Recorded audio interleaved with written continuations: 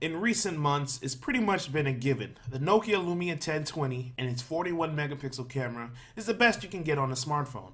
But with the release of the Apple iPhone 5S with an 8 megapixel camera, is bigger necessarily better? I'm Andrew with MobileBurn.com, here to compare the Lumia 1020 with the iPhone 5S camera.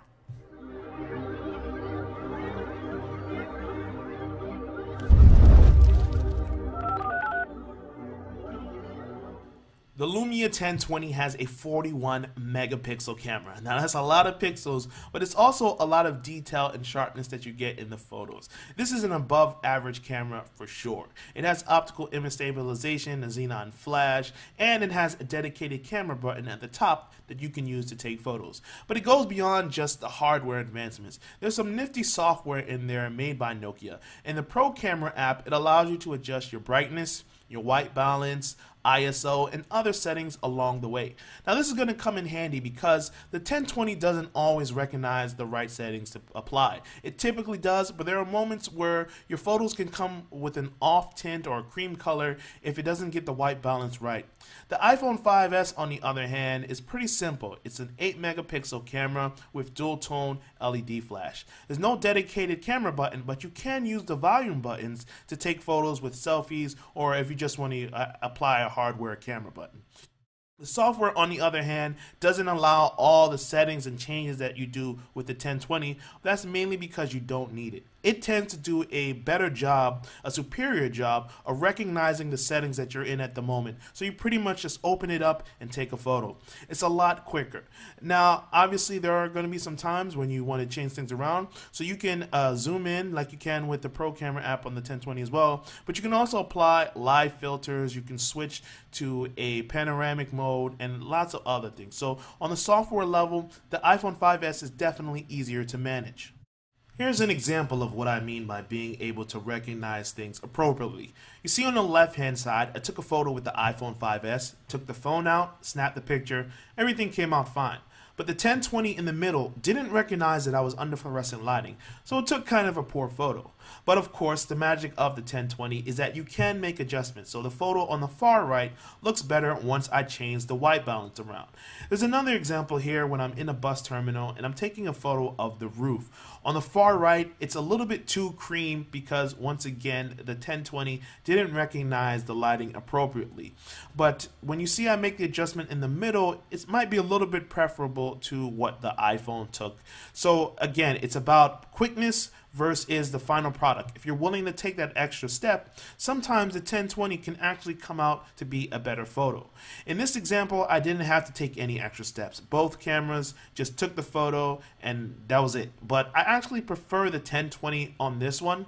Even though the iPhone is actually more color accurate on the left hand side, I like the brightness of the 1020 photo in this case. So I know I might be going back on my word here, but it's just a matter of depending on a shot by shot basis of what you expect. Here, things go back the other way. I actually prefer the iPhone photo on the left because the bricks have a much better color. The photo just looks a little bit richer than you get with the 1020. If you pull out a phone and snap a photo, you won't notice much difference between the two devices because they're both good in low light conditions.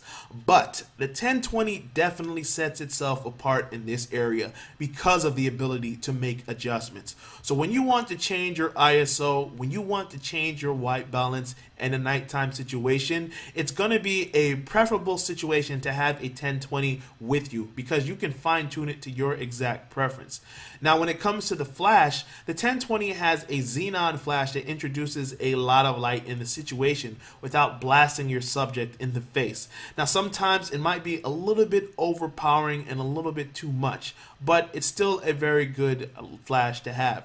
The iPhone 5S, on the other hand, has a good flash system as well. It uses dual tone flash. It has a white light and an amber light, and it looks at the subject and decides how much light to apply depending on the situation. Most of the time, either one is going to give you a good picture. But for my money, at nighttime, I'd rather have the 1020 with me if I'm willing to make those adjustments. But again, this goes back to my original problem. You need to make the adjustments with the 1020. The iPhone 5S kind of specializes in being able to just take a phone out, take a picture, and that's it. When you've got a kid running around or you want to capture something that's happening at the moment, speed is an important factor. And in those cases, the 1020 just doesn't keep up as much. So it's really a matter of what you prefer. Do you want power or do you want speed? The 1020 is definitely the most powerful camera. The iPhone 5S is the faster camera, and it still does a very good job with its auto recognition system. So it all comes down to, if you're willing to take that extra step, a lot of times you might find that the 1020 is the better camera. But if you just want to pull the phone out of your pocket, capture a moment, and go about your business, you're better off getting the iPhone 5S. This is Andrew with MobileBurn.com. Be sure to follow the links in the description below so you can see some more images of what we take and you can compare the two devices for yourself. Thanks for watching. Until next time.